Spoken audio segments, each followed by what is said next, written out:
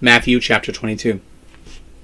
Jesus spoke to them again by parables, saying, The kingdom of heaven is like a certain king who arranged a marriage for his son, and sent out his servants to call those who were invited to the wedding, but they would not come. Again he sent out other servants, saying, Tell those who are invited, See, I have prepared my supper. My oxen and fattened calves are killed, and everything is ready. Come to the wedding banquet. But they made light of it, and went their ways, one to his farm, another to his business. The rest took his servants, treated them spitefully, and killed them. When the king heard about it, he was angry. He sent in his army and destroyed those murderers, and burned up their city. Then he said to his servants, The wedding is ready, but those who were invited were not worthy. Go therefore to the streets, and invite to the wedding banquet as many as you find. So those servants went out into the streets, and gathered together as many as they found, both bad and good. So the wedding hall was filled with guests. But when the king came in to see the guests, he saw a man who was not wearing wedding garments. He said to him, Friend, how did you get in here without wedding garments? And he was speechless. Then the king told the attendants, Bind him hand and foot, take him away, and cast him into outer darkness, where there will be weeping and gnashing of teeth. For many are called, but few are chosen. Then the Pharisees went and took counsel to entangle him in his words.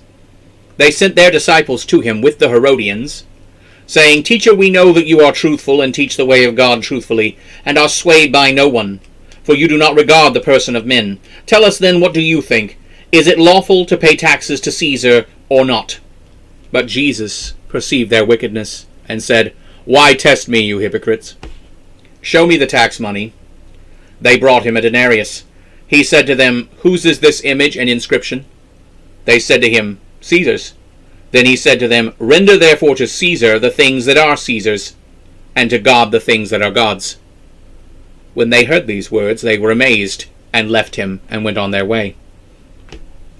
The same day the Sadducees, who say that there is no resurrection, came to him and asked him, Teacher, Moses said, If a man dies having no children, his brother must marry his wife, and raise up children for his brother. Now, there were 7 brothers with us. The first died after he married, and, having no children, left his wife to his brother. Likewise the second and third, on to the 7th. Last of all, the woman died also. Therefore, in the resurrection, whose wife shall she be of the 7? For they all had her.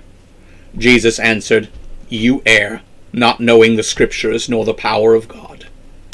For in the resurrection they neither marry nor are given in marriage, but are like the angels of God in heaven. But concerning the resurrection of the dead, have you not read what was spoken to you by God? I am the God of Abraham, the God of Isaac, and the God of Jacob. God is not the God of the dead, but of the living.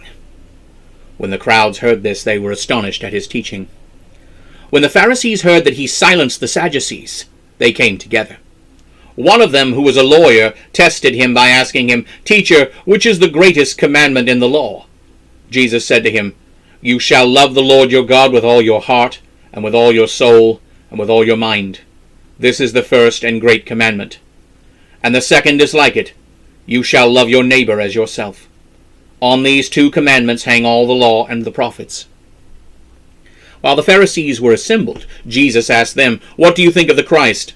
Whose son is he? They said to him, The son of David. He said to them, How then does David in the Spirit call him Lord, saying, The Lord said to my Lord, Sit at my right hand, until I make your enemies your footstool? If David then calls him Lord, how is he his son? No one was able to answer him a word, nor from that day on did anyone dare to ask him any more questions.